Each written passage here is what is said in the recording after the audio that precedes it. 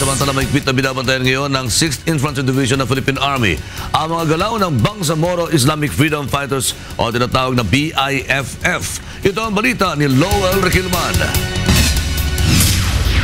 Hindi na ikinagulat pa ni 6th Infantry Division Commander Brigadier General Edmundo Pangilinan ang napabalitang paghahayag ng suporta ng Bangsamoro Islamic Freedom Fighters o BIFF sa rebeldeng grupong Islamic State of Iraq and Syria o ISIS.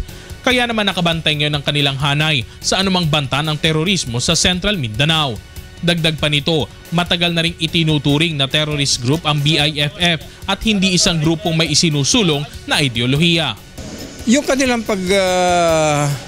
pag-amin na sila ay supporter ng ISIS, isa lamang katotohanan na yung matagal ko na sinasabi na itong grupo nga nito, I do not want them to be called as BIFF.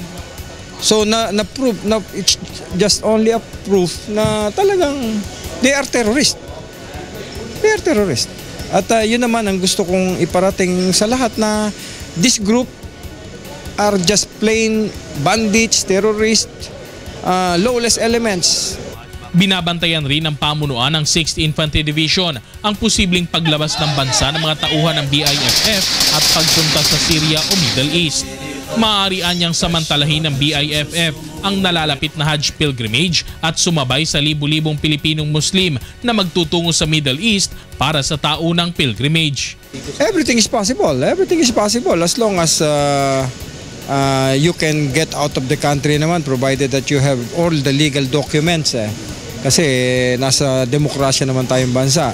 That could be possible.